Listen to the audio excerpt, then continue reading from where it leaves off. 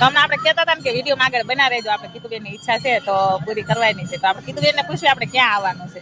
કીતુબેન આપણે ક્યાં આવ્યા છે ને, અને બધાને જય માતાજી. અને આજે આપણે જે કીતુબેન કે છે કે જવાનું, તે આપણે કીતુબેન પાછળ ગાડીમાં બેસી ગયા છે. ગાડી હાકે છે મારી મિત્ર, તો મારી ફ્રેન્ડ હાકે છે ને, તો એની પાછળ આપણે બેસી ગયા. કીતુબેન એને કીધું કે માસી આપણે અહીં ક્યાં જવાનું છે. તો હું કીતુબેન બેસી ગયા છે ને કીધું આપણે ક્યાં લઈ જાય. જુઓ, આપણે કીતુબેન લઈ આવ્યા સાળંગપુર હનુમાન દાદાના દર્શન કરવા, કષ્ટભજન દેવના. કષ્ટભજન દેવ સત્ય છે એ વાત સાચી કે નાના છોકરાને કષ્ટભજન દેવના દર્શન કરવાના ઈચ્છા થાય. તો જો એને એટલી રમતી હતી ને એટલી હરખમાં હતી ને કે હું સાળંગપુર આવી અને આગળ ને આગળ એકલી હાલી જતી. મારી ચૂંદડીનો શેડો પકડી, મને નથી એકલી મૂકી, મારી ચૂંદડીનો શેડો એના હાથમાં આગળ, કેમ ઓલું દીકરી માનો છેડો પકડીને જાય એવી રીતે. જો પછી આવી ગયા આપણે મંદિર. ગળદી એટલી બધી હતી ને, આપણે દર્શનનો વારો આવે એમ નહોતો. સાંજે 10 વાગે ને થોય. પણ પછી આપણને એક ભાઈ હતા, આ સેવક હતા, આપણા મિત્રના મિત્ર હતા. એટલે એને આપણને છે ને દર્શન હે ને આગળથી એન્ટ્રી દેવરાઈ દીધી હતી. પૈસે ભગવાનના દર્શન કરાવી દીધા મસ્ત મજાના હનુમાન દાદાના. તો આ તો છે શ્રદ્ધા અને વિશ્વાસ હોય ને તો આપણે કઈ પણ સફળ થઈએ એ વાત સાચી છે.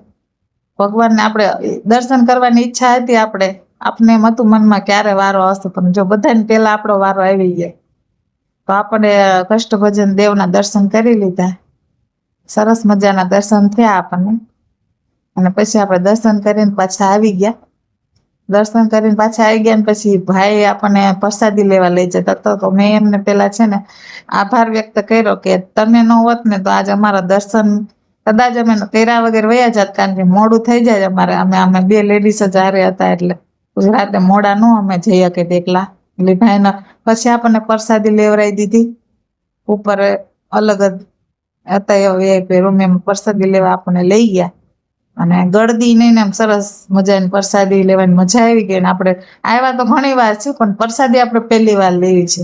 એટલે આપણું મન છે ને તૃપ્ત થઈ ગયું પ્રસાદી લઈને. જો કીતુબેને તો ચાલુ કરી દીધું, તમારે કોઈને પ્રસાદી લેવી હોય તો હાલો. અને જો મારા વિડીયો તમને સારા લાગતા હોય ને તો લાઈક કમેન્ટ કરી દેજો. અને યુટ્યુબમાં જોતા હોય ને તો સબસ્ક્રાઈબ કરી લેજો.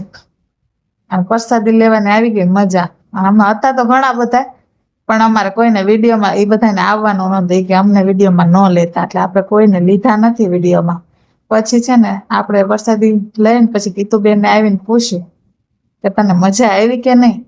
કીતુબેને અમને શું કીધું, મને બહુ મજા આવી, અને તમારે બધાને સાળંગપુર આવવું હોય ને તો તમે જલ્દી આવી જાયજો સાળંગપુર દર્શન કરવા. કારણ કે હવે વેકેશન ખુલી ગયા છે ને, એનો એ જ હતું કે મને વેકેશન ખુલે ને એ પહેલા મને સાળંગપુર લઈ જાયજો. તો જો વિડીયો સારા લાગતા હોય ને તો લાઈક કમેન્ટ કરી દેજો. અને જય કષ્ટભજન દેવ કમેન્ટમાં લખી નાખજો.